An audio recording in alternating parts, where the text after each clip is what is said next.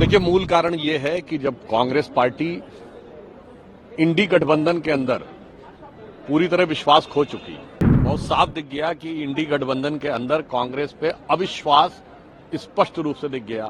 शायद उसे कवर करने के लिए प्रयास किया जा रहा है। जब से संसद का सत्र शुरू हुआ है तब से इंडी गठबंधन के दलों में होड़ लगी हुई है, कौन किसको अपने मुद्दे पे लाने में प्रयास करे। देखिए, मूल कारण ये है कि जब कांग्रेस पार्टी इंडी गठबंधन के अंदर पूरी तरह विश्वास खो चुकी, बहुत साफ दिख गया कि इंडी गठबंधन के अंदर कांग्रेस पे अविश्वास स्पष्ट रूप से दिख गया।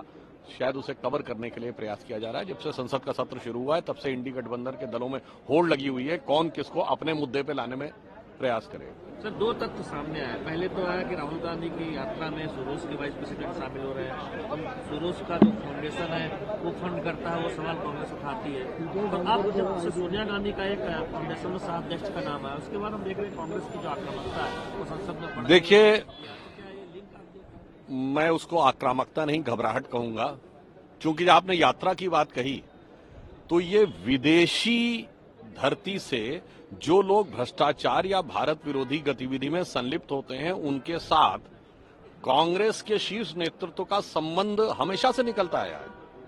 याद करिए, यूनियन कार्बाइड वाले वॉरेन एंडरसन का किसके संबंध था? भोपाल गैस त्रासदी वाले 84 में कांग्रेस का। ओटावियो कॉट्रोची से किसका संबंध निकला? कांग्रेस के शीर्ष नेतृत्व का। गाइडो हेस्के के साथ किसका संबंध निकला? कांग्रेस के शीर्ष नेतृत्व का। Christian Michel Agusta Westland deal में कांग्रेस के शीर्ष नेतृत्व का। अब जॉर्ज सोरोस कांग्रेस के शीर्ष नेतृत्व का। तो साहब, ये कहानी बहुत पुरानी है और ये यात्रा भी बहुत पुरानी है।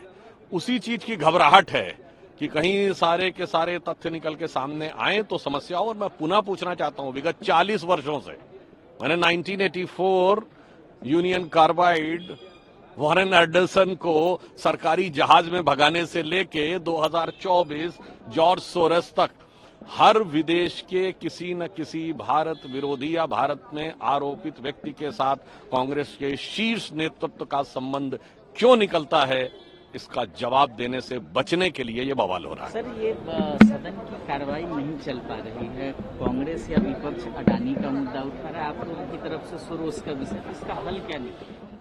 मुझे लगता है कि यदि वो ईमानदारी से इस विषय के ऊपर डिस्कशन करना चाहते हैं तो सारी चीजें हो सकती हैं। हमसे छोड़ें, पहले बता दें, अपने गठबंधन में जितने भी 267 के राज्यसभा में नोटिस दिए गए, किन्हीं दो दलों ने एक मुद्दे पे नहीं दिया। हमारी तरफ से जब हमने जॉर्ज सोरस के मैटर के ऊपर 267 का नोटिस दिया तो सिर्फ बीजेपी के लोगों ने नहीं दिया, जनता दल यू के अध्यक्ष संजय झा जी का भी नोटिस था, तमिलनाडु में हमारे सहयोगी जी के वासन जी का भी नोटिस था। कांग्रेस जिस मुद्दे की बात कह रही है उस पर सहयोगी दल का एक नोटिस तो दिखाए। तो हकीकत में है अपनी अपनी ढपली, अपना अपना राग, और इसीलिए संसद में इस प्रकार का विराग दिखाई पड़ रहा है। उपराष्ट्रपति जी के खिलाफ भी एक मोशन इंडिया गठबंधन, वो मैंने साफ साफ कहा, चूंकि कांग्रेस के प्रति इंडी गठबंधन के दलों का अविश्वास अब प्रकट रूप में सामने आ गया है। ममता जी बोल चुकी हैं, समाजवादी पार्टी बोल चुकी है, अपने पवार साहब बोल चुके हैं।